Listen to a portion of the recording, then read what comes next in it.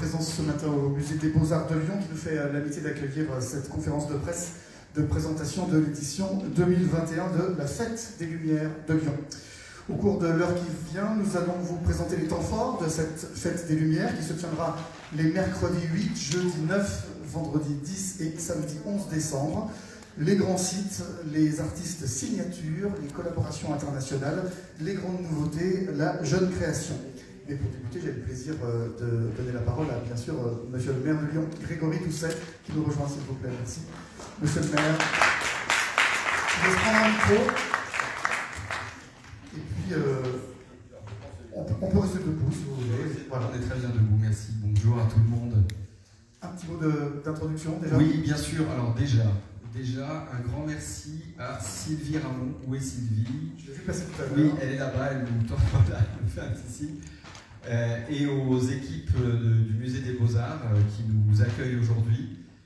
Sylvie, vous vous souvenez qu'il y a quelques semaines, on s'était vu ici même pour parler de la lumière, mais d'une autre lumière, de celle du tableau de Matisse, de la chemise de Katia. Donc voilà, c'était déjà un petit peu le signe. Et c'était déjà sous les auspices de la lumière qu'on s'était vu ici. Donc merci à tout le monde d'être ici.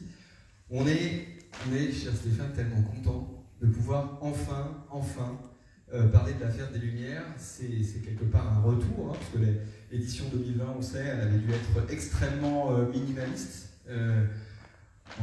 Moi, personnellement, j'y avais cru jusqu'au bout, mais voilà, la crise sanitaire l'avait emporté l'année dernière, donc on est bien évidemment très très heureux de retrouver la Fête des Lumières cette année. Alors, une Fête des Lumières, on va dire, comme une identité de la ville de Lyon. On sait que Lyon est la ville de la lumière, on a un savoir-faire qui est connu, reconnu dans le monde entier, donc bien évidemment, la célébrer, la fêter le 8 décembre, et comme vous l'avez rappelé, les jours qui vont suivre, pour nous, c'est quelque part une des marques de notre identité lyonnaise et une occasion d'être fiers. D'être fiers, pourquoi? Parce que cette fête, c'est à la fois, bien évidemment, la magie, la féerie de la fête, mais c'est aussi un moment de solidarité, un moment culturel, un moment intergénérationnel. Ça, c'est très important pour nous. On aura l'occasion d'en parler, bien évidemment, un peu plus tard, mais je suis très heureux que cette fête, elle soit à la fois sous les auspices, je dirais, de la création, puisqu'on a eu très à cœur cette année d'investir dans la création artistique, mais aussi, elle a été travaillée en pensant aux différents publics. Et ça, c'est aussi un point essentiel qu'on va découvrir aujourd'hui. Alors, comment est-ce que vous travaillez avec votre équipe pour renouveler cette Fête des Lumières, pour toujours surprendre, pour toujours émerveiller? Alors, une première chose, je vais revenir dessus, je voulais quand même vous redire, Stéphane, c'est que n'oublions pas que cette Fête des Lumières, c'est le premier grand événement artistique et culturel en France, post-Covid, si j'ose dire, post-Covid. On sait qu'on n'est pas complètement sorti de la crise sanitaire, mais tout de même, et c'est un événement unique à cet égard. Donc on a bien évidemment à cœur de redonner aux Lyonnaises et aux Lyonnais cette opportunité de célébrer la lumière.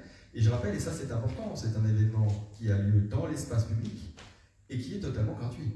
Voilà. Et ça c'est assez unique en son genre aussi, et on nous envie énormément dans le monde entier pour cette fête.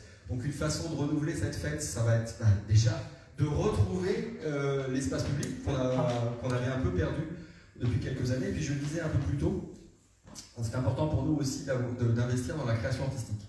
On a 19 artistes cette année qui viennent à la Fête des Lumières pour la première fois. Et ça on s'en réjouit, parce que ça veut dire que cette Fête des Lumières, elle est toujours aussi créative. Elle donne toujours autant la place à de nouveaux artistes. On est la ville de la lumière, on investit, on a déjà un savoir-faire, mais ce savoir-faire, il se cultive, et voilà, il va se cultiver encore cette année.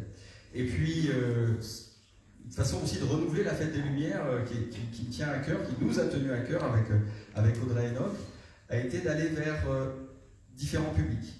Faire en sorte, par exemple, que la fête, et Audrey en parlera tout à l'heure, soit plus à hauteur d'enfant. Ça, c'est très important.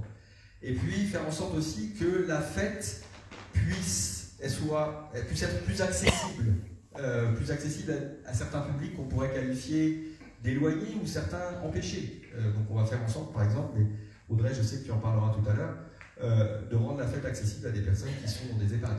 Ça, c'est très important aussi. Et que la fête vienne à eux. Et que la fête vienne à eux. On veut aussi, comme on en parle beaucoup de l'aller vers, quand on parle de crise sanitaire, et bien nous aussi, on va faire de l'aller vers avec cette fête des Lumières. On va faire en sorte que la fête soit plus accessible pour tout le monde. On va aussi, pour certains des œuvres, les prolonger dans le temps, pour que voilà, davantage de personnes puissent en bénéficier au-delà même de ces 4 jours dont vous avez parlé tout à l'heure.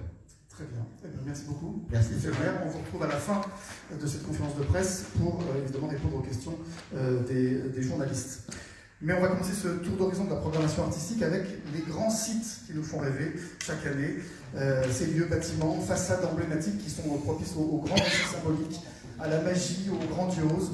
Vous les connaissez tous, la place des Terreaux, la place Bellecour, la cathédrale Saint-Jean, la colline de Fourvière, qui sont le terrain d'expression des artistes avec des œuvres qui alternent explosion de couleurs, conte initiatique, contemplation ou légèreté. Et nous sommes d'ailleurs un peu immergés ce matin dans cette ambiance, puisqu'autour de nous sont installées quelques-unes des œuvres qui seront déployées rue de la République. Et Julien Bavière nous a rejoint. Bonjour Julien. Bonjour Stéphane. Merci beaucoup d'être avec nous ce matin. Vous êtes directeur des événements de la ville de Lyon et vous allez nous présenter 3 de ces grands sites. Et on commence justement par la rue de la République et ces planétoïdes qui sont ici. Ce sont les noms de ces installations de métal et de lumière. C'est ça, monsieur le maire parlait de créativité, c'est encore un exemple donné par les Pitaya, qui est une agence lyonnaise, et qui en fait, pour renouveler les illuminations de Noël, a fait un travail artisanal de création de lumière, en créant ce qu'ils appellent donc ces planétoïdes, ces petites planètes, qui seront disposées sur tout l'espace piéton de la rue de la République. Et en fait, c'est un projet qui est innovant parce que c'est chaque sphère qui représente une planète est particulière, il n'y en a pas une qui ressemble à l'autre, et elles sont saturées de lumière en LED, avec un petit film vidéo qu'on ne voit pas en tant que tel, mais qui donne cette lumière colorée. Et pour le coup, on aura quelque chose d'assez beau, qui est très dans l'air du temps, avec tout ce qu'on entend sur les voyages dans l'espace, Thomas Pesquet qui est parti et qui revient, qui essaye de revenir en tout cas. Donc voilà, c'est vraiment quelque chose dans l'air du temps et c'est un projet qui nous fait très plaisir. Ce sera sur la rue de la République, comme on le voit sur cette image. Et cette rue de la République, elle pourra nous emmener par exemple place des Terreaux avec une œuvre intitulée Le lapin dans la lune et qui est inspirée par un conte d'Amérique centrale. C'est ça, c'est vraiment inspiré d'un conte aztèque, mais qu'on peut retrouver aussi en Asie, qui est le fait de voir un lapin dans la lune. Donc je ne vais pas vous raconter le conte, mais c'est vrai que c'est très intéressant parce que d'abord c'est une équipe, alors vous voyez les images, c'est une équipe qui est mexicaine qui a créé ces images, et l'histoire c'est quand même celle du dieu serpent à plumes, Quetzalcoatl, ma prononciation exacte, mais et voilà, c'est surtout une histoire qui touche en fait à l'altérité, aussi à la capacité de pouvoir donner aux autres, et c'est donc une belle histoire, un beau conte qui sera destiné à tout le monde, mais notamment qui sera pour les enfants, qui sera diffusé en vidéo sur l'ensemble de la façade des Beaux-Arts et de l'hôtel de ville, avec des couleurs comme ça très fortes.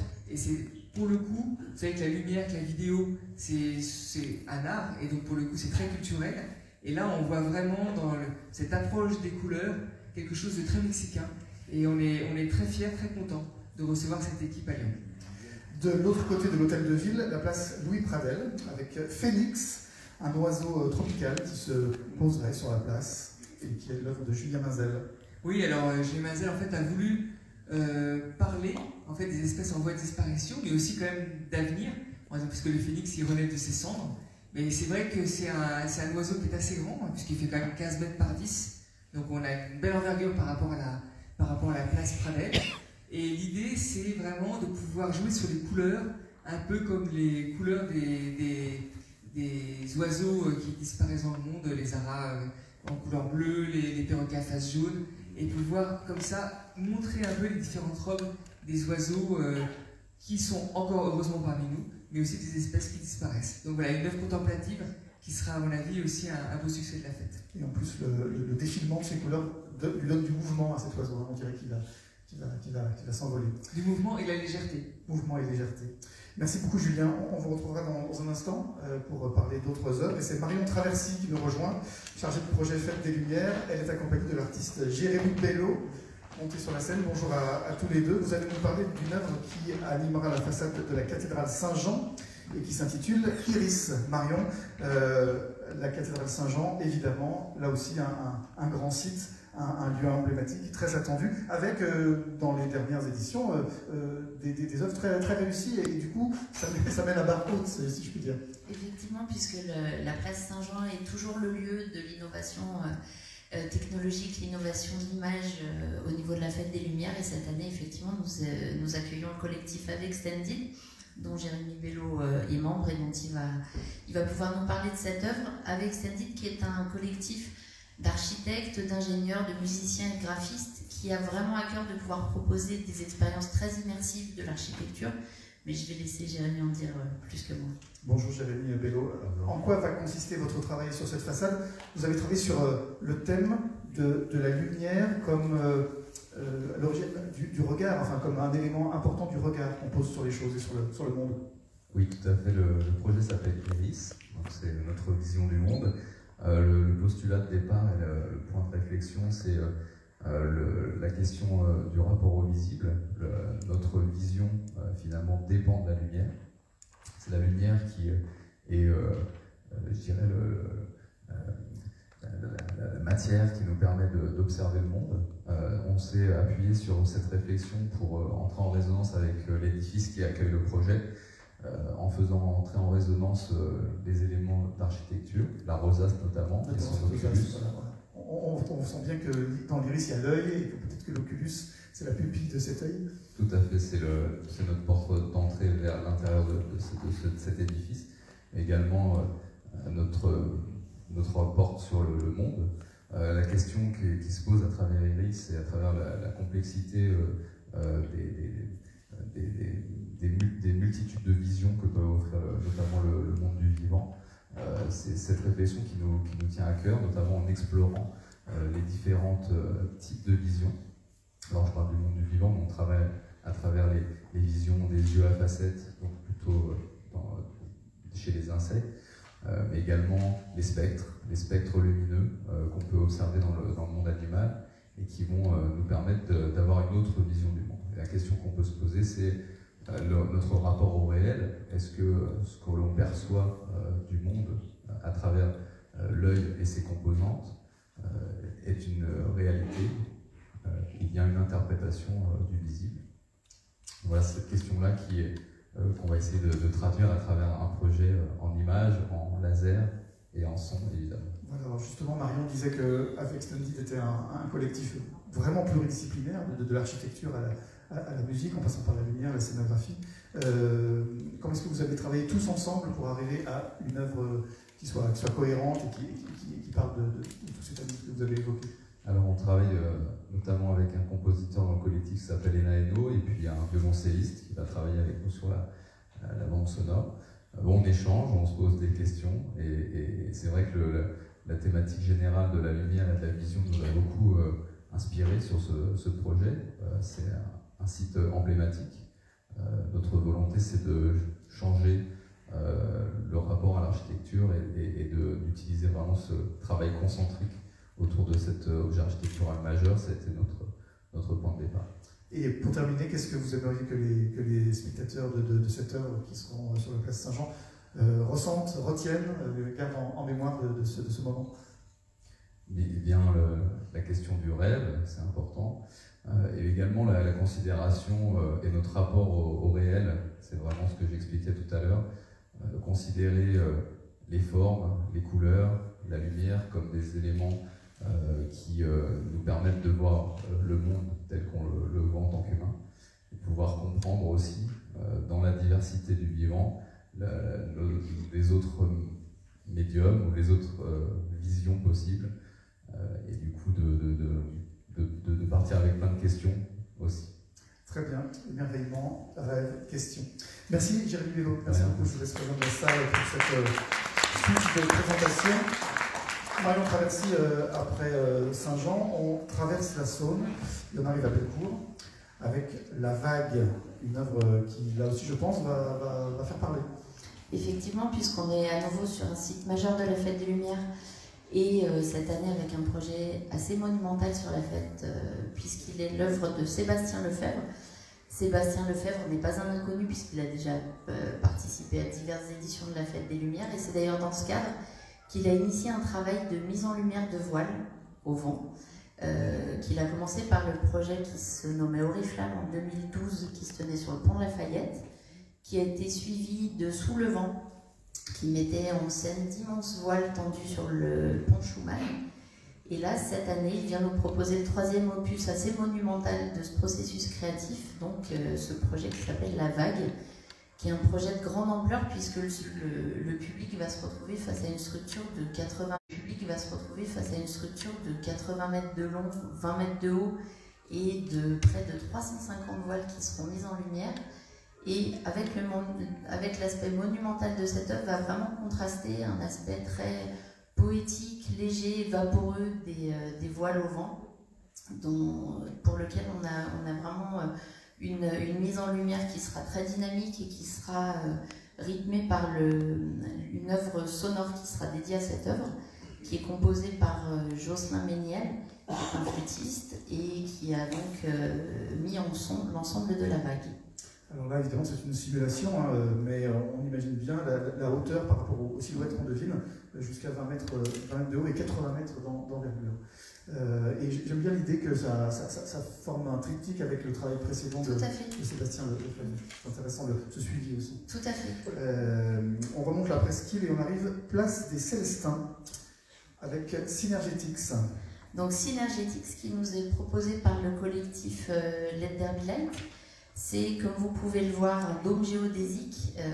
Le dôme géodésique, c'est une structure qui a été pas mal mise en lumière par l'architecte américain Buckminster Fuller et qui est une structure très intéressante puisque c'est une structure qui finalement est autoporteuse et au sein de laquelle la solidité de l'ensemble repose sur la solidarité de chacun des éléments et où tout est plus que la simple somme des parties en fait. Et le travail est très intéressant là-dessus puisque finalement Let There Be Light a travaillé sur un symbole d'interrelation, de réseau autonome et solidaire qui serait comme une forme d'allégorie d'un nouveau modèle social à l'issue justement de la période assez mouvementée que nous venons de traverser.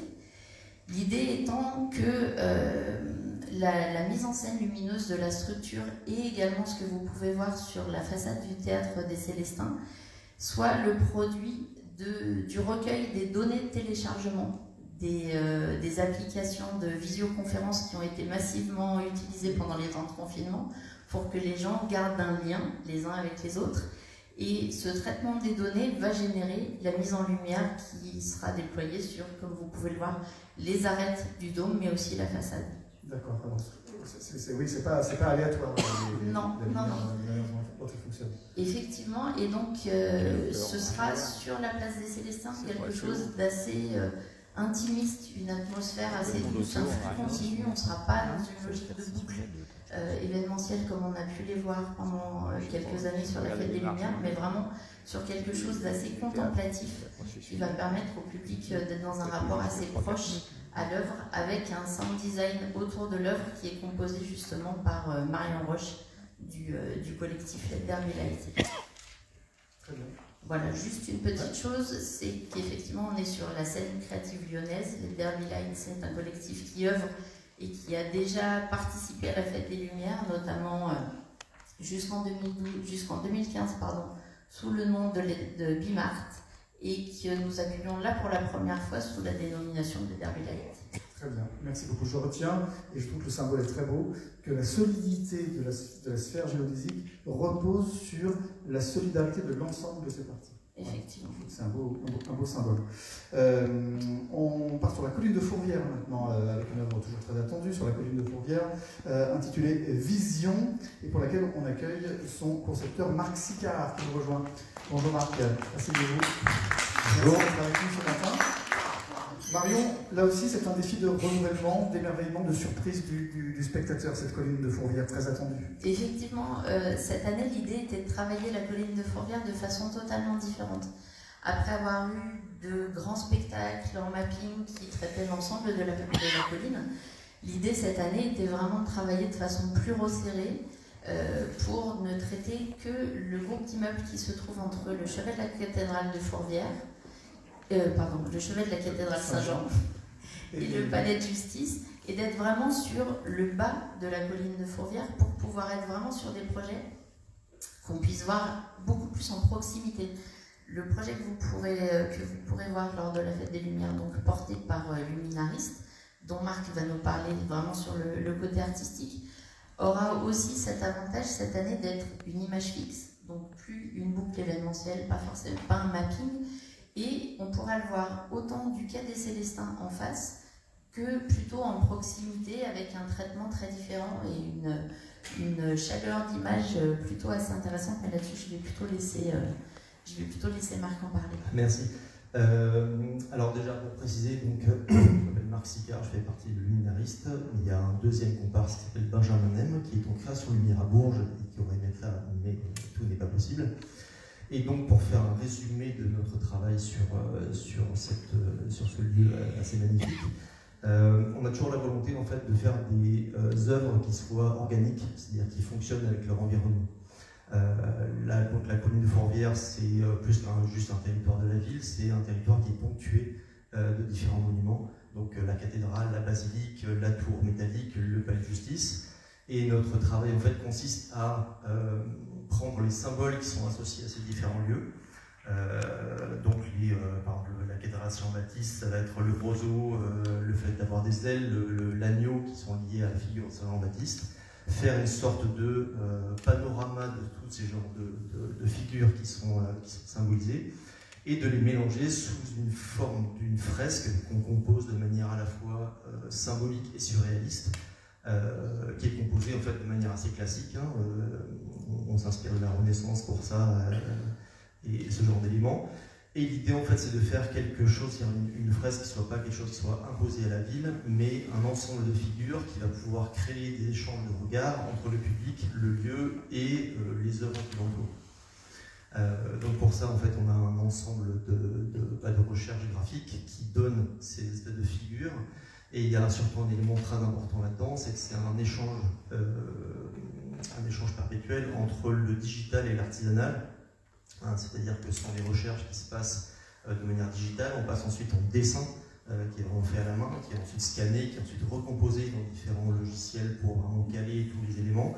Et ensuite, à la fin, le résultat est confié à des maîtres vitraillistes qui travaillent dans la région lyonnaise, c'est Saint-Georges Vitrail. Et donc ces éléments ensuite sont grattés sur des plaques de verre. Donc on revient vraiment sur de l'artisanal pur et dur, et avec une grande richesse de détails. Et c'est ce dont parlait Marion juste là, c'est-à-dire qu'on va projeter ces choses grâce à des projecteurs qui sont analogiques. Et donc le public va pouvoir voir et découvrir l'œuvre de loin, de l'autre côté de la Saône, et aussi en passant au pied de l'immeuble, s'immerger dans les détails du dessin et de la gravure qui vont apparaître de manière magnifiée sur le mur.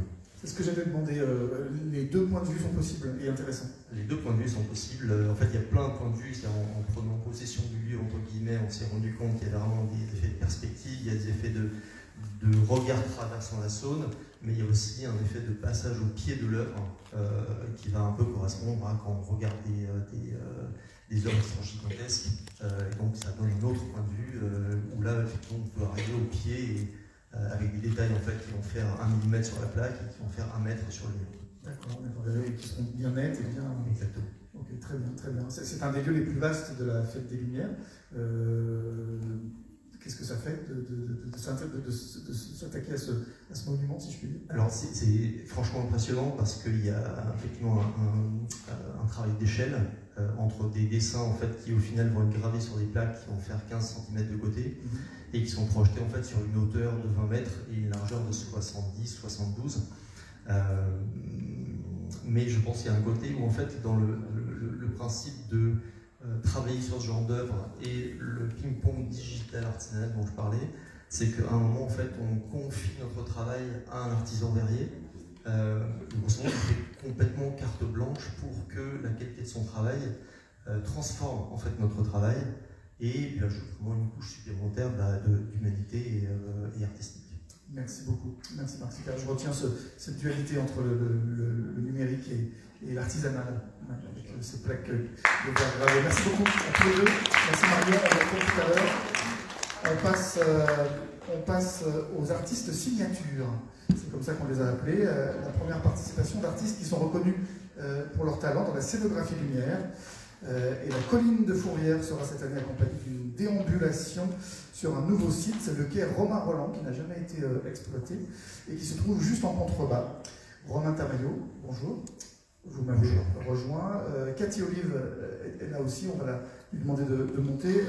Romain, vous êtes chargé de projet à la Fête des Lumières, tout comme était Marion tout à l'heure. Et Cathy Olive, vous êtes l'artiste conceptrice de cette déambulation sous des traits de lumière qui sont accrochés dans les arbres du quai, comme on peut le voir sur ces images. Romain, pourquoi est-ce que la ville a souhaité investir, j'allais dire réinvestir, mais en réalité investir pour la première fois ce quai Romain Roland? En effet, c'est une belle nouveauté pour cette édition de la Fête des Lumières, c'est de proposer au public une déambulation alternative aux rues du Vieux-Lyon, proche de plus des éléments de la Saône et sous cette canopée, je peux dire, d'arbres urbains. J'ai plaisir de pouvoir te retrouver, Cathy, comme on disait tout à l'heure, un peu pour réouvrir ce dialogue qu'on avait initié peut-être en 2012 pour tes études de fluide lumineux à la galerie Roger Tator. Et aujourd'hui, avec ce nouveau site sur les quais Romain Roland, la possibilité pour toi de signer un grand projet sur la Fête des Lumières. Cathy Olive. Merci. Oui, effectivement, j'ai une petite histoire ancienne de 10 ans avec la Fête des Lumières, mais d'une manière un petit peu parallèle, puisqu'il s'agissait de Superflu, un événement en arrondissement qui est un petit peu en marge.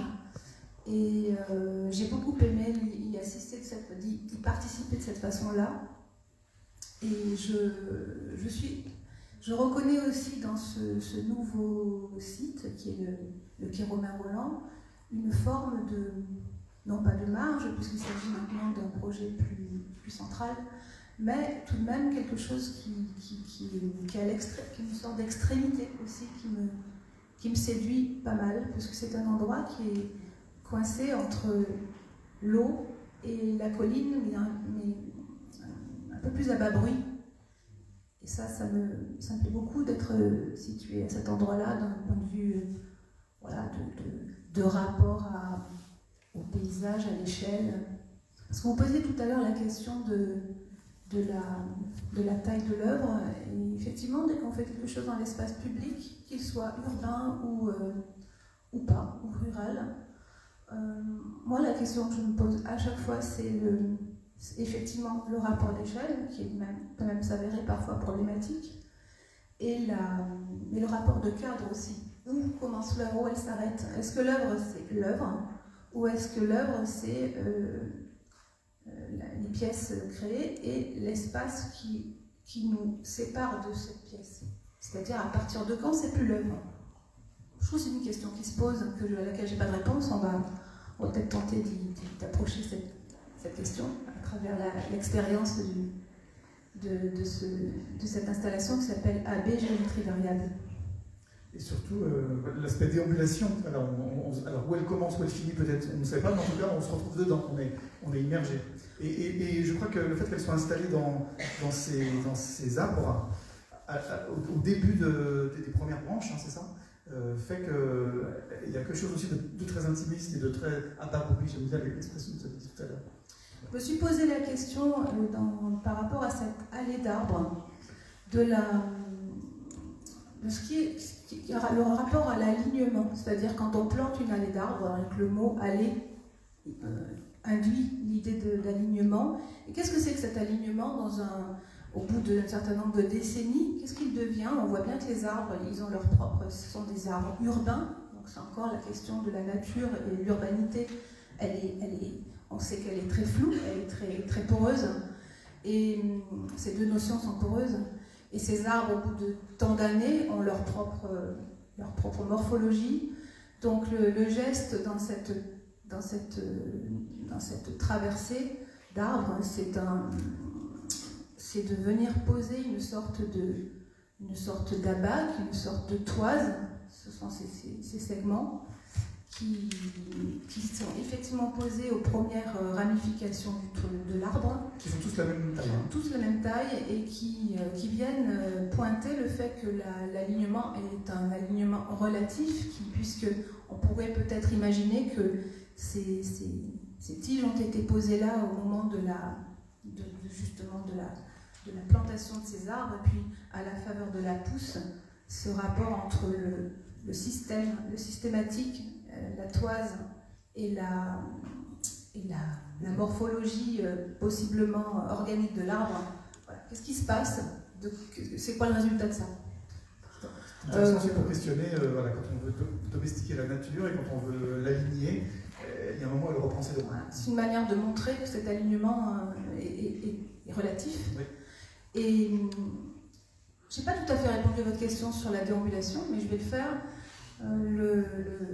La proposition est effectivement une proposition de traversée, même si elle est également visible de l'autre côté de la Saône, qui est de la pêcherie. Mais c'est quand même une proposition de traversée, et la traversée se fait également il va y avoir une programmation, une écriture lumineuse. Moi, je travaille en noir et blanc, enfin en blanc, le noir étant le noir. Je travaille en blanc sur cette installation, peut-être aussi pour revenir à quelque chose d'un peu de lumière. En fait, de lumière. Je ne dis pas que la couleur, c'est pas de la lumière, au contraire, ça m'intéresse beaucoup, mais sur ce projet-là, c'est plus quelque chose de purement graphique, noir et blanc. Et un mot sur la musique qui va accompagner la Justement, j'y viens. Alors, cette traversée sur ces quelques dizaines de mètres se fait dans une proposition lumineuse de l'artiste Nosfell, avec qui je travaille, et qui a composé une sorte de conte musical qui raconte la traversée d'une forêt, possiblement dangereuse. Alors j'ai bien conscience de l'écart qu'il existe entre une forêt dangereuse et une allée de platanes sur un urbain, et cet écart m'intéresse beaucoup. Et la proposition musicale de Nosfell est faite dans une langue qui n'est pas compréhensible, puisque c'est sa langue employée par lui-même, qui s'appelle le Clocobets, qui est une langue qui lui a été, à laquelle il a été initié par son père, et puis qu'il a contribué à développer, et même à faire exister sous forme de langage unicodé, donc possiblement utilisable par des ordinateurs, avec un graphiste avec lequel il travaille sur cet alphabet. Et Nosfell chante dans cette langue-là, qui est une langue incompréhensible à nos oreilles, à notre entendement, mais qui raconte cette traversée de la forêt. Très bien. Eh bien, merci beaucoup, Katie Olive, pour cet aperçu. Bien sûr, il faudra le vivre pour avoir peut-être les réponses à la question. Alors, j'ai oublié de dire une chose, c'est que Quai de la Pêcherie, l'œuvre est visible également, et elle est Saint-Antoine, voilà, de l'autre côté. Et ça n'apparaît pas là dans les... Mais le projet est porté par Manifesto en production et par la galerie BF15. Donc il y a quand même un rapport aussi géographique avec la vision depuis le quai situé en face où se situe la galerie BF15. Très bien. Merci. Merci Katie Olive. Romain, vous restez avec moi pour parler d'un autre artiste signature qui s'appelle Olivier Razzi et son œuvre Frame Perspective, exposée cette année à la Gaîté Lyrique, si je ne m'abuse, et qui sera présentée à cette fête des Lumières sur la place de la République, au-dessus des bassins, ce qui va rajouter encore une dimension, j'ai envie de dire, de miroir. Alors là, le titre décrit parfaitement ce qui va se passer. Frame Perspective, la perspective des tableaux. En effet, par Olivier Razzi, c'est aussi un autre artiste signature qu'on est ravi d'accueillir à la Fête des Lumières, puisqu'il s'agit d'un artiste lumière contemporain français de renommée internationale qui vient donc pour la première fois à la fête. Et Olivier, il faisait partie d'un collectif d'artistes qui s'appelait Anti-VJ dans les années 2010, qui a marqué le vidéomapping au niveau national. Aujourd'hui, il travaille plus sur des univers d'architecture, de perspective, de lignes. Et il nous propose en effet cet alignement de 2 rangées de cadres assez monumentaux dans le bassin de la République pour justement inciter le public à tourner autour et à découvrir découvrir toutes ces perspectives, ces lignes, ces lumières en monochrome, en rouge, assez chaleureuses, ces effets de miroir, pour nous perdre un peu et nous questionner sur notre perception du réel. Est-ce qu'on a envie d'être dans le cadre? Est-ce qu'on a envie d'être à côté? Comment tout ça est perçu par nos yeux? Donc voilà une œuvre très graphique qu'on a plaisir à découvrir dans le bassin de la République pour renouveler aussi un peu le genre des installations qu'on propose sur ce site. Très bien, et enfin le troisième artiste signature de cette collection, en quelque sorte, c'est le collectif Light Lab Creative qui va animer la place de la Bourse. À quelques pas du bassin de la République, en effet, on a cette grande structure qui est en fait 3 grandes cerces motorisées qui bougent, donc c'est cinétique, un peu comme des rayons ou des planètes. C'est assez mystérieux. Bon, le public peut se rapprocher de l'installation. Donc les artistes même parlent de synesthésie, donc le mélange des sens entre la lumière et la musique pour presque toucher un peu la lumière d'un côté tangible, d'un côté vibratoire.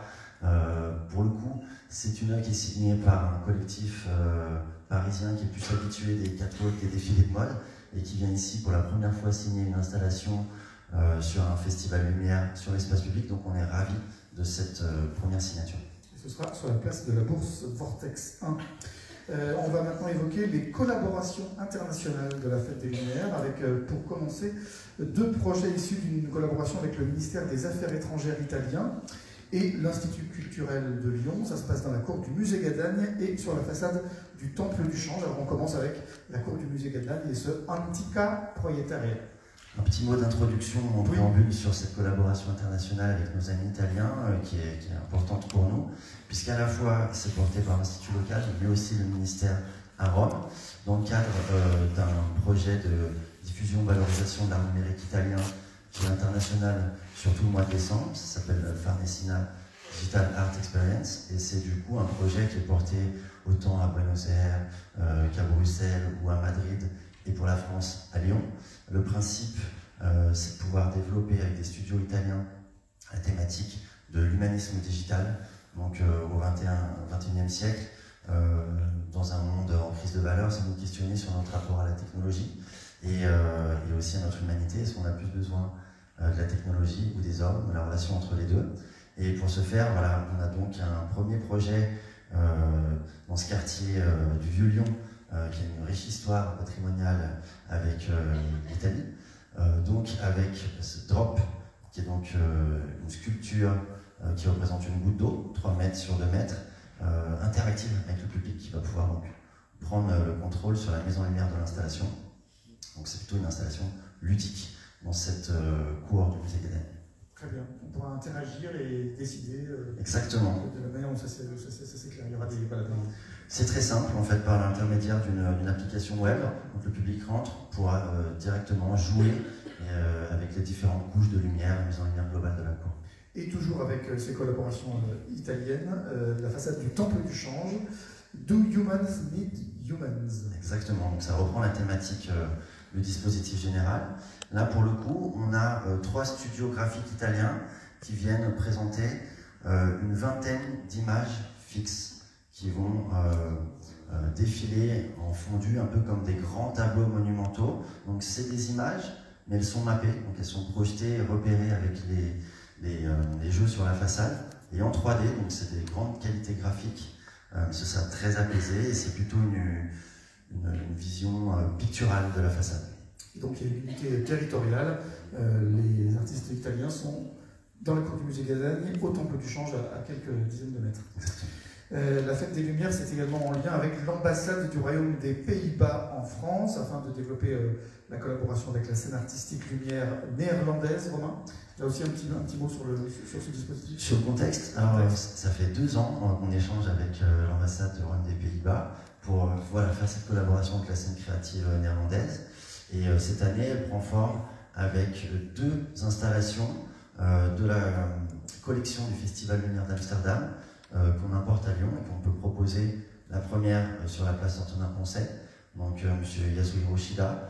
Cette installation, il faut s'imaginer peut-être, vous voyez, quand il y a un feu d'artifice, la bombe s'envole, explose, on a des crépitements, et pendant une fraction de seconde, On a l'impression d'avoir toujours la lumière devant nous, dans le ciel, alors qu'elle n'est plus. Et ce principe-là sur lequel travaille l'artiste, c'est la rémanence visuelle. Donc c'est un peu le dialogue entre ce qu'on voit et comment le cerveau traite l'information, avec du mouvement. Et là, l'idée, c'est que sur la place Antonin-Poncet, il va pouvoir, dans un grand cercle de 30 mètres de diamètre, tendre une centaine de fils blancs qui seront actionnés par un petit moteur qui vont vibrer, mis en lumière noire, ce qui va donner une ambiance plutôt bleutée, et grâce au principe de la rémanence visuelle, placé dans la disposition où on va croire à un effet de vague. On part un peu à la plage avec M. Shida, qui questionne, en fait c'est une illusion visuelle, il questionne un peu notre capacité à façonner le monde à travers ce qu'on voit et comment on traite l'information. Donc, à l'heure un peu d'un monde en mouvement avec beaucoup de caméras, HD, etc. dans le smartphone, M. Shida nous rappelle que nos yeux sont peut-être le meilleur des outils, même si c'est pas aussi fiable qu'on peut le croire. Très bien, ça se passe sur la place Antonin-Poncet, au-dessus de la zone R2, là on le voit bien. Et puis pour les Néerlandais, une autre œuvre sur la passerelle Saint-Vincent qui s'appelle Take Flight. Celle de Ralph Westerhoff, donc c'est un envol d'oiseau, symbole de liberté, symbole de paix. Très bien. Je précise que c'est pas la passerelle Saint-Vincent qu'on voit ici. Exactement. Je comprends. C'est pas un piège. C'est pas un piège. Ça va déjà été installé là-bas. Voilà. C'est une reprise, donc elle a déjà joué ailleurs, notamment sur une passerelle aux Pays-Bas. Et ce qu'on a trouvé intéressant dans la démarche de l'artiste, c'est principalement deux choses. C'est sa démarche de création. Alors il joue beaucoup sur des fines lignes de lumière entre des pleins et du vide, pour un peu jouer avec notre capacité, en fonction de l'endroit où on se place pour lire l'œuvre, à recomposer l'image, un peu à la façon d'une anamorphose. Et la deuxième chose, c'est aussi sa puissance symbolique. On parlait du symbole de paix, très bien, mais aussi ce projet, la première fois qu'il a été placé, c'était dans une cour d'école en insertion professionnelle, donc ça symbolisait probablement le passage à l'âge adulte pour les jeunes professionnels.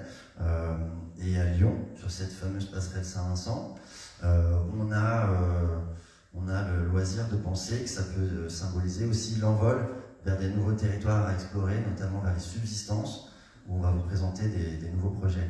C'est intéressant parce que tout à l'heure on avait le Phénix, place Lipradel, qui peut-être prenait son envol, qui était très grand, et là c'est beaucoup plus réduit, mais ça y est, l'oiseau est envolé, il est vraiment en l'air. Très poétique, et j'aime bien l'idée que de la façon dont on le voit, si on est sur le quai, sur la passerelle elle-même, etc., on la voit d'une manière différente. On va maintenant laisser de côté nos artistes internationaux et faire un focus sur les grandes nouveautés de cette édition 2021. Il y en a. On va vous parler de la prolongation de la Fête des Lumières avec des œuvres qui resteront accessibles plus longtemps, comme nous l'a dit M. Klein tout à l'heure. On va parler des rencontres, des animations en amont de la fête. On parlera aussi du nouveau site du Parc Blandan. Mais parmi ces grandes nouveautés, l'installation au Parc de la Tête d'Or de 3 œuvres insolites romains. Et j'invite à ce propos Jérôme Donat, de la direction d'éclairage urbain de la ville de Lyon, qui est le concepteur d'une de ces œuvres. Asseyez-vous, Jérôme. Et pour commencer, Romain, pourquoi est-ce que vous avez eu la volonté de retourner au Parc de la Tête d'Or, cette fois non pas avec une œuvre, mais avec 3 œuvres, avec un parcours? Vous savez, le parc, c'est un lieu spécial dans la programmation, donc du fait que c'est un grand parc, c'est végétal, qu'il y a une atmosphère organique là-bas. C'est aussi un lieu qui est très attendu dans la programmation par le public, justement pour ces sensations différentes qu'on peut ressentir là-bas. Et cette année, le propos de la Fête des Lumières, c'était de pouvoir justement aller un peu plus loin dans le parc, et défricher un nouveau territoire dans le parc, et de confier ce grand site à plusieurs artistes, de façon à croiser un peu les visions, et principalement cette année sur une thématique, un fil rouge qui est lié aux éléments, à la nature, à quelque chose d'organique.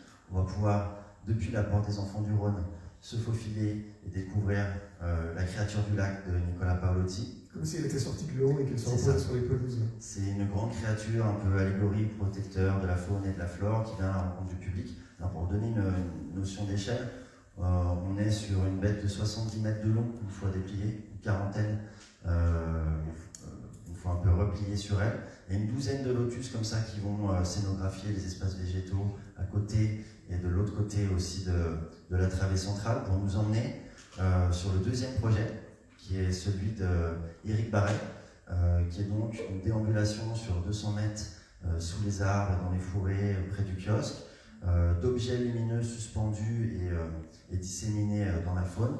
Alors Éric, c'est un vannier, il travaille les objets naturels, organiques. Il propose une déambulation très esthétique et très apaisée pour nous emmener cette fois-ci dans une grande nouveauté. C'est sur le fond du lac par la Tête d'Or, donc c'est un site qu'on n'a jamais proposé au public pour la Fête des Lumières. Et Jérôme, qui concepte lumière pour la direction d'éclairage urbain, c'est un peu notre spécial guest quand il s'agit de défricher des nouveaux sites et qui va faire encore avec brio cette année. Jérôme, c'est passionnant ce que vous allez faire parce que vous avez le lac évidemment en premier plan et puis la façade, comment on dit, voilà, une façade végétale, une façade d'arbres très resserrée qui permet de faire des projections dessus. Pourquoi est-ce que ce lac vous inspire?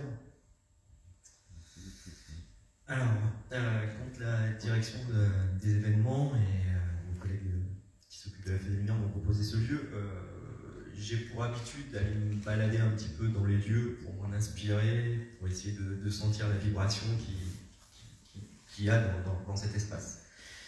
Et le challenge était finalement assez compliqué parce que ce grand lac, c'est très beau. De nuit, c'est une étendue noire parfaite. Alors c'est un lieu privilégié, le parc, hein. Tout le monde aime s'y balader, y déambuler. Mais finalement, la nuit, on le connaît assez peu. Et une des premières envies, c'est un souvenir enfantin, quand on est devant un plan d'eau. Qui n'a pas eu envie de faire des jeux de ricochet en lançant quelques petits galets. Et finalement, un ricochet, c'est quoi? C'est une vibration de lumière à la surface de l'eau quand il y a un impact d'une pierre. Finalement, c'est une vibration lumineuse. Et j'ai eu envie de travailler sur ce phénomène de vibration et dans l'idée de proposer un ricochet. Il y a toujours aussi l'idée dans ces projets-là de montrer la beauté, la grandeur de l'espace. Et ce projet finalement très à l'horizontale, j'avais besoin d'une dimension verticale pour le rendre plus lisible. Et c'est pour ça qu'on s'appuie sur cette grande canopée végétale et des magnifiques sujets qui sont au fond de cet espace. Et on va en plus les travailler avec des grandes matières lumineuses. C'est-à-dire que les ricochets vont impacter cette grande surface et puis il y aura un dialogue entre la surface horizontale et la surface verticale. Et sur l'eau, ce sont des objets flottants, lumineux? Alors oui, ça c'est un grand challenge, hein, parce que l'eau, l'électricité, la lumière, les reflets sont très beaux, mais effectivement, on va installer une centaine d'anneaux lumineux qui expriment l'onde lumineuse. Ils seront disposés selon une sorte de grande matrice en vue d'avion. Et puis, avec ces grands cercles, on va pouvoir tracer des trajectoires qui viennent parcourir l'ensemble du plan d'eau, enfin, l'ensemble. La partie nord, hein, le panorama d'image, il fait à peu près 120 à 150 mètres quand même de large. Et la distance entre le spectateur et ce mur végétal, c'est à peu près 150 à 200 mètres. C'est quand même un très grand espace, c'est assez vaste. Et le plus bel endroit pour voir cette œuvre dans son ensemble, c'est quand on arrive par la porte des Enfants du Rhône? Alors oui, nous on s'installe dans la continuité de ce parcours. Ce qui est innovant cette année, c'est effectivement que les spectateurs pourront parcourir plusieurs œuvres et pourront déambuler dans un espace naturel remarquable. Et du coup, nous, on est la dernière installation, donc en passant par la première intervention qu'on a vue, puis la deuxième, on arrivera à peu près en face de la Grande Roseraie, par le petit chemin de halage, ou en tout cas la petite allée qui borde, et puis un espace pour accueillir le public qui viendra, qui pourra voir l'intervention. Très bien. Un tout dernier petit mot sur la direction de l'éclairage urbain à laquelle vous appartenez. Vous êtes un agent de la ville. C'est pas la première fois que vous participez à la Fête des Lumières, et souvent avec des œuvres qui sont très belles et très, très, très vastes. Avec vos équipes, avec les gens avec qui vous travaillez, c'est une fierté, c'est un plaisir, un challenge. Les gens sont contents de participer à ces œuvres. Je vais vous dire bien sûr. La fête des Lumières, c'est... Nous, on est l'équipe qui travaille la lumière urbaine au quotidien, c'est-à-dire l'éclairage public, les places, les monuments, la mise en valeur et la scénographie de la ville. À laquelle on peut donner toujours un côté un peu utilitaire, même si vous essayez d'y mettre des choses très belles, évidemment, et d'embellir la ville. Oui, il y a les deux. La première commande, c'est d'éclairer la rue, bien sûr. Bien sûr, on est là pour éclairer l'espace public, mais on peut le faire de manière sensible. Et la ville de Lyon, dans sa lumière urbaine, est aussi reconnue à travers le monde pour ce travail-là. Donc, pour la direction de l'éclairage urbain, effectivement, moi je milite à ce qu'on participe effectivement chaque année, quand on le peut, pour une intervention pour la fête des Lumières, parce que ce serait vraiment dommage de ne pas y participer. Il y a le plus grand événement lumière sur notre ville. Donc on est content de le faire. Après, bien sûr, je m'appuie sur les équipes municipales. Et c'est aussi un moyen de redonner du crédit à ce travail. Au quotidien, les équipes, on ne va pas forcément les féliciter, les remercier du travail qu'elles font. Un projet artistique permet effectivement qu'il y ait un retour du public, une émotion. Si le projet est apprécié, il peut y avoir des manifestations, un applaudissement. Et là, les équipes, elles sont fières du travail qu'elles font. Donc pour ça, c'est très important d'y travailler. Merci beaucoup, Jérôme Donat. Je vous laisse rejoindre la salle pour parler des autres communautés. Et j'ai le plaisir d'accueillir Audrey Enoch, première adjointe aux finances, à la commande publique, mais aussi aux grands événements, qui va être accompagnée par Marion Traversy et Julien Pavillard. Voilà, on va tous se retrouver sur cette scène. Julien et Marion, si vous voulez nous rejoindre également. Il y a des micros pour tout le monde.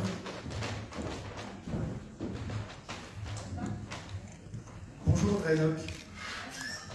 Avec vous, on va voir comment la fête des Lumières va se montrer plus inclusive et plus solidaire. Alors, pardonnez la naïveté de ma question, pourquoi cette volonté? J'imagine bien que, évidemment, elle fait partie de l'ADN de votre équipe, mais parlez-nous de cette volonté d'inclusion et de solidarité au sein de ce grand événement qu'est la Fête des Lumières. Bonjour à toutes et à tous.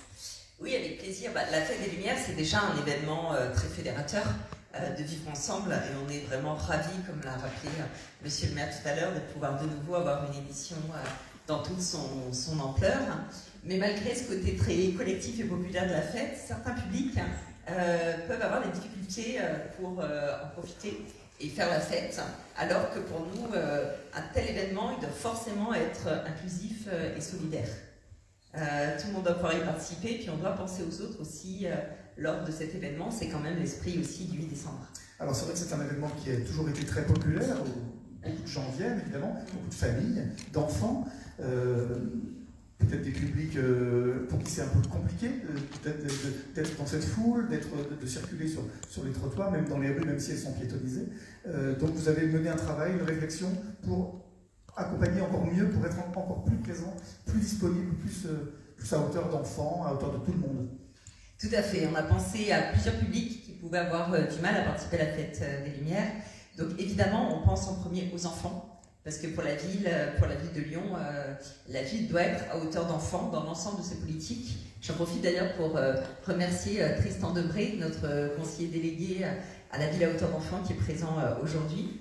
Et donc nous avons d'abord, voilà Tristan, je ne te voyais pas, souhaité faire cette fête aussi à hauteur d'enfants, avec plusieurs projets qui leur sont proposés cette année. Tout d'abord, ce lieu qui est nouvellement investi, le parc Sergent Blandan, qui est déjà beaucoup utilisé aujourd'hui par les enfants, notamment parce qu'une école temporaire y est, et qu'il est très accessible aux habitants des arrondissements 7e, 3e, 8e. Et donc sur ce lieu-là, je laisserai tout à l'heure les artistes expliquer, mais on a souhaité reconstituer une fête foraine, mais moderne, en reprenant les jeux de Marelle, de Puissance 4 et autres jeux traditionnels, mais autour de la lumière. Donc les installations seront faites particulièrement pour les enfants et les familles, et puis les horaires aussi, puisque sur ce lieu-là, on a proposé des horaires adaptés, 18h, 22h, qui permettront plus facilement aux enfants de tout âge de pouvoir participer à la fête. Merci. Je précise que ces horaires, c'est les 4 soirs de la fête, parce qu'on verra tout à l'heure que la fête a des horaires particuliers pour chaque soir peut-être, mais 18h-22h au Parc Blandan, voilà, c'est pour les familles. Voilà, donc c'est vraiment celui-là qui est dédié aux enfants, mais je voulais juste ajouter en effet qu'un livret pédagogique aussi a été travaillé pour que tous les enfants de Lyon puissent profiter de la fête. Et puis il y aura aussi d'autres lieux sur lesquels ils pourront aller accompagnés par des associations d'éducation populaire et d'autres structures. Et bien justement, on va en parler avec Marion. Parlez-nous un petit peu de la démarche artistique sur ce parc Blandan et sur cette fête foraine lumineuse.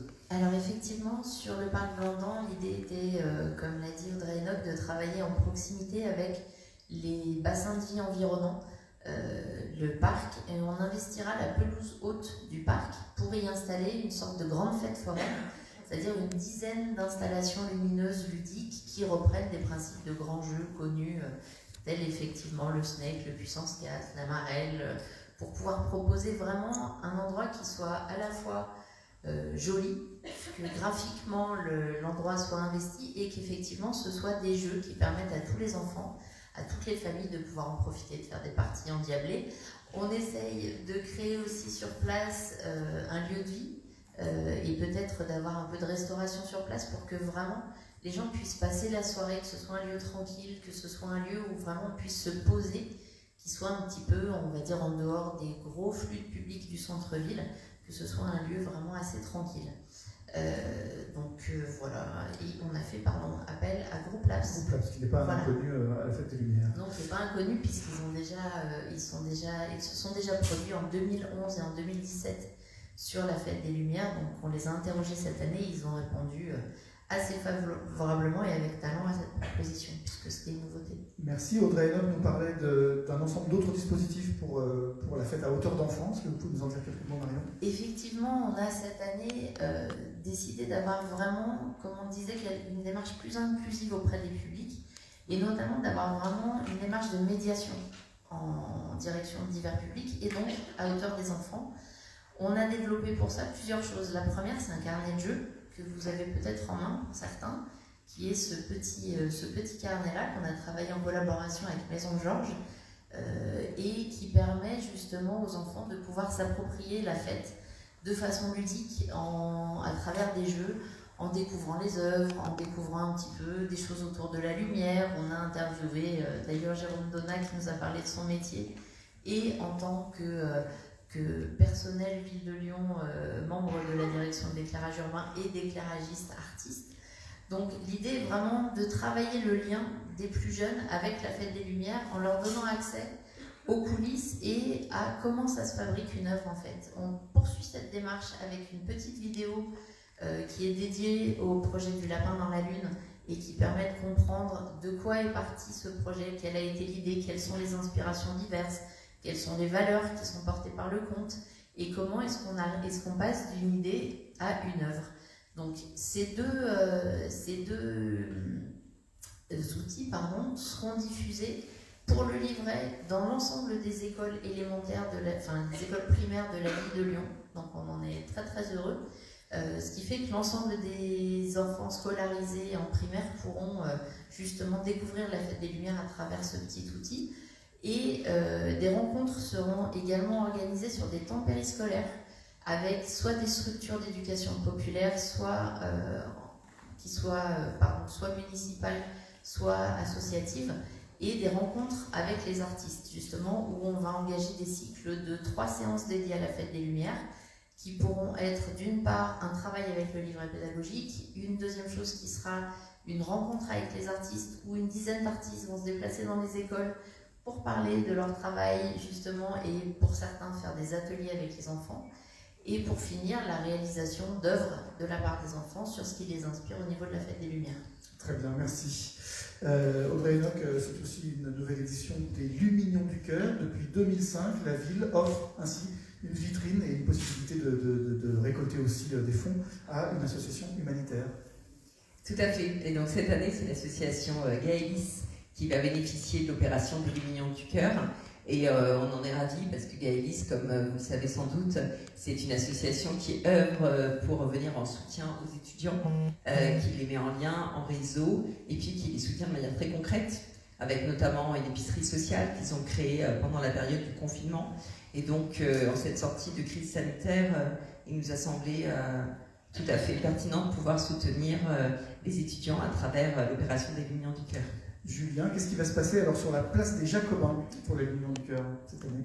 Alors effectivement, on est sur la place des Jacobins pour ces Lumières du Cœur avec l'idée d'investir vraiment la place qui est d'une façon assez différente, assez colorée.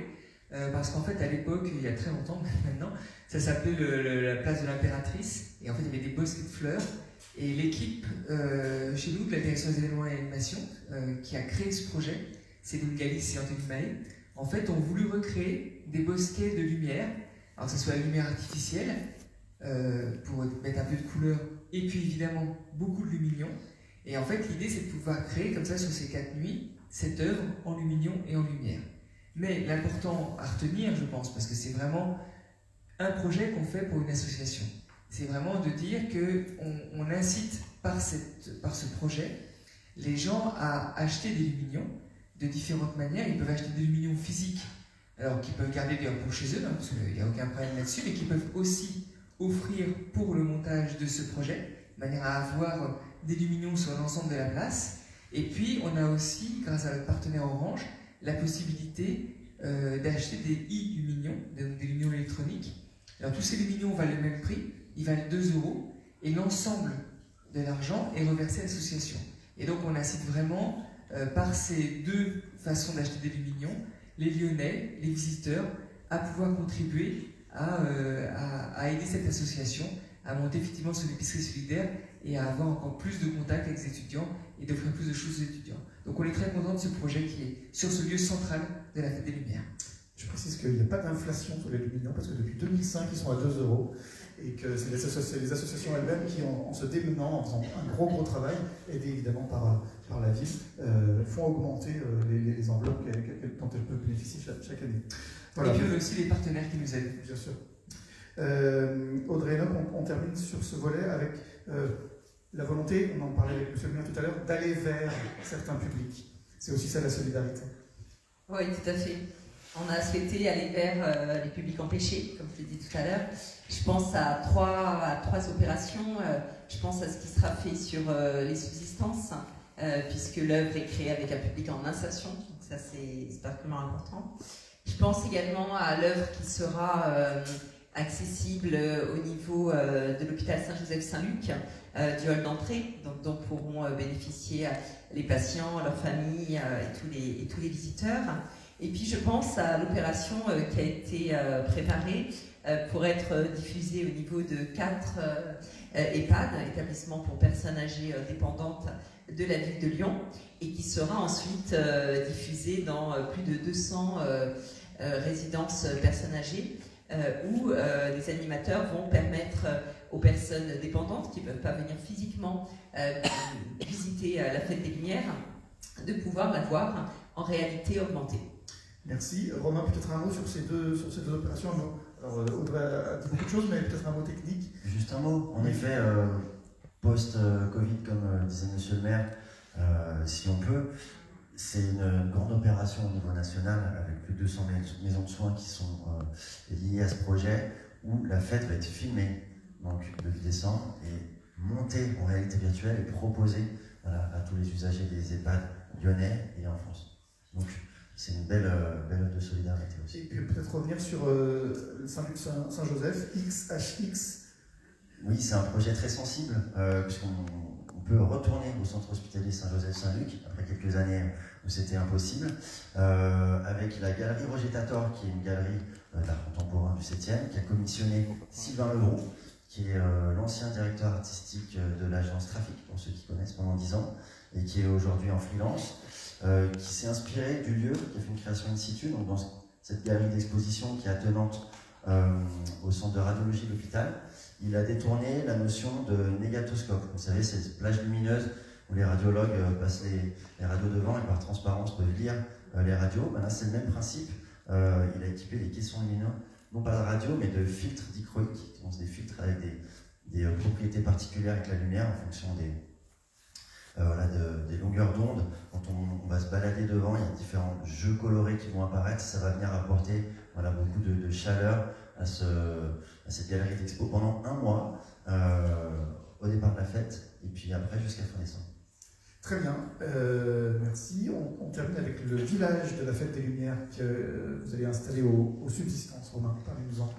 En effet, c'est une grande nouveauté d'aller aux Subsistances, déjà une institution culturelle, donc symboliquement c'est aussi l'ouverture vers de nouvelles pratiques, avec un programme riche pendant la fête et aussi jusqu'à fin décembre. Donc pendant la fête, il va s'y passer le matin, au début d'après-midi, le salon professionnel. Et puis, le soir, il y aura des installations. Une installation qui a été proposée par les Subsistances elles-mêmes. Donc c'est celle qui est portée par Jordi Galli et un groupe d'une trentaine de participants en insertion professionnelle dans des structures sociales lyonnaises et grand-lyonnaises, en lien aussi avec des partenaires techniques. Jordi et ses participants ont travaillé pendant un mois pour les placer en capacité de créateurs eux-mêmes. Et le fruit de ce travail, ça va être pendant la Fête des Lumières, un grand objet de 15 mètres de long sur 3 mètres de haut, qui vont pouvoir suspendre en le levant. Et cet effet de levage, grâce à une dynamo, va créer de la lumière pour mettre en valeur l'objet suspendu dans la cour, avec une grande mise en lumière aussi des façades. Et puis, bien sûr, un grand projet de médiation autour du cheminement de création, avec voilà, une exposition sur les façades et sur des îlots colorés au sol, pour expliquer au public tout le chemin parcouru ensemble. Et puis sous la verrière des Subsistances. Une deuxième installation, encore une fois, dans un thème un peu astral, celle de Luc Gérard, Museum of the Moon, qui est donc une reproduction fidèle de la Lune sur un ballon de 7 mètres de diamètre qui sera suspendu en hauteur dans la verrière. Et l'artiste, quand il nomme cette installation Museum of the Moon, qui est une installation qui a tourné dans le monde entier, il questionne un peu le public sur notre relation à la Lune. Par exemple, elle a été installée dans d'autres pays, plutôt dans des piscines, des salles de sport, des églises, dans la rue. Ici, nous, c'est dans une institution culturelle, donc c'est aussi un symbole fort. Et ça permet au public de, je sais pas, avoir une relation un peu incongrue à l'objet. On n'a pas l'habitude d'avoir la Lune aussi près de nous. Et on pourra la découvrir pour les Lyonnais aussi dans une nouvelle configuration, la semaine qui suit la Fête des Lumières, avec la possibilité de s'allonger dans des transats. Donc ça, ce sera très contemplatif. Et puis, si je peux me permettre, ça sera l'occasion aussi de chercher du lapin. C'est ce que j'allais dire, voilà. Le lapin qui sera, voilà, on peut regarder le conte sur Otero et ensuite venir voir chercher le lapin dans l'avion. Merci beaucoup pour ces présentations. Romain et Marion, je vous invite à regagner la salle pour la fin de cette conférence. Audrey et Julien, restez avec moi. Julien, un mot pour finir sur la jeune création. La Fête des Lumières, c'est un terrain d'expression évidemment pour les artistes confirmés, mais aussi une porte d'entrée, le soulignait tout à l'heure Grégory Doucet, pour de jeunes concepteurs dont c'est la première participation. On pense en premier lieu à quelque chose, un dispositif qu'on connaît bien, qui sont les expérimentations étudiantes et qui sont reconduites cette année, bien entendu. Oui, c'est pour nous toujours très important de pouvoir que la Fête des Lumières serve de tremplin aux jeunes, parce que c'est vraiment l'occasion pour des jeunes artistes de pouvoir montrer ce qu'ils ont dans la tête, ce qu'ils peuvent réaliser, et pour le coup, ça peut les lancer, et ça en a lancé quand même plus d'un, sur la scène internationale de la lumière. Donc là, on a des simulations qui sont celles de l'année dernière, parce qu'en fait, les grands ateliers d'Abo, qui est notre partenaire et qui s'occupe en fait de gérer un concours qui est ouvert à beaucoup d'écoles d'architecture, d'art, à Lyon, mais aussi dans la région. En fait, on avait lancé ce concours en 2020 et évidemment c'était frustrant pour les étudiants qu'on avait choisi de ne pas pouvoir être exposés, et donc on a décidé de pouvoir mélanger en fait des étudiants qui étaient présents dès 2020 avec des étudiants qui ont proposé des projets pour 2021. Ce qui fait qu'on a 22 projets qui seront place Satenay. Donc c'est pour ça que la simulation ne correspond pas, parce qu'à l'époque, en 2020, on pensait rester dans le 5e arrondissement. Mais c'est des projets qu'on apprécie beaucoup parce que c'est souvent un détournement de la lumière qui fait par les étudiants d'architecture et des beaux-arts, et ça apporte une vraie fraîcheur en fait au festival et souvent des nouvelles idées. Et c'est vrai que sur la place Satenay et aux alentours de la place, on aura comme ça 22 projets qui seront des petits projets, mais souvent des projets très intéressants, et je pense que certains feront beaucoup parler d'eux, donc on est très content de les recevoir. Merci. Après les expérimentations étudiantes, la jeune création s'exprime aussi à la Fondation Bouloukian, avec des franco-allemands, c'est ça? Franco-allemands et roumains, puisqu'on a cette année, on a des étudiants aussi qui viennent de Bucarest. Et là, l'idée, c'est donc ça s'appelle Out of the Box. Donc c'est dans la fondation de Lukian. Et l'idée, c'est effectivement que ces jeunes artistes, en fait, travaillent à la fois en scénographie, en danse, en lumière, et qui puissent comme ça réaliser un projet en spectacle vivant, finalement, qui soit comme ça, ce mélange des cultures entre des Roumains, des Français et des Allemands. Donc là encore, un projet qui est très innovant. Il y aura également la jeune création au lycée Martinière d'Hydro. Exactement, avec le lycée Branly d'ailleurs et puis l'ENSAT qui intervient. Et en fait là, dans cet espace où il y a déjà des arches, en fait les étudiants ont voulu recréer des arches de lumière, il y en a 13, et qui permettent en fait de pouvoir comme ça retravailler un petit peu l'espace. Et puis c'est un peu aussi l'allégorie de leur parcours, donc ils ont tout un discours par rapport à la forme de l'arche et leur parcours. Mais voilà, un projet très intéressant parce que c'est la construction en grillage, qui travaillent en lumière.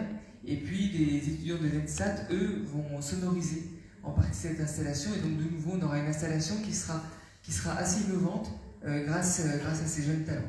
Et pour finir sur la jeune création et sur un des grands sites finalement qui n'a pas encore été évoqué, que va-t-il se passer sur la façade de la gare Saint-Paul? Eh bien, elle est dédiée à la jeune création aussi. Voilà, exactement. Alors la gare Saint-Paul, c'est pour nous un lieu sur lequel on aime bien travailler. Et encore une fois, on remercie les partenaires parce que c'est grâce à la SNCF qu'on peut être sur cette façade et à Keolis. Mais c'est un lieu en fait où on a invité des artistes qui ont travaillé sur un autre festival, qui est le Mapping Festival qui est à Lille, dans les même Mapping Festival des Hauts-de-France.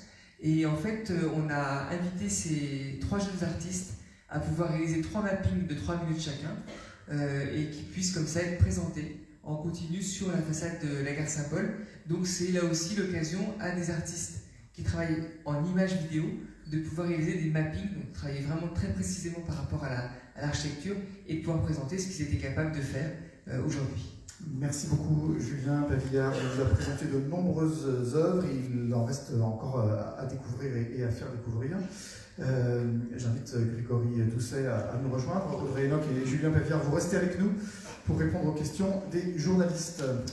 Montez monsieur le maire, prenez un micro et un petit mot de conclusion. J'anticipe peut-être sur les questions de nos amis journalistes, mais un petit mot peut-être sur les consignes sanitaires, le contexte sanitaire de cette fête des Lumières, tout ce qu'on en sait à ce jour, hein, on est le 8 novembre.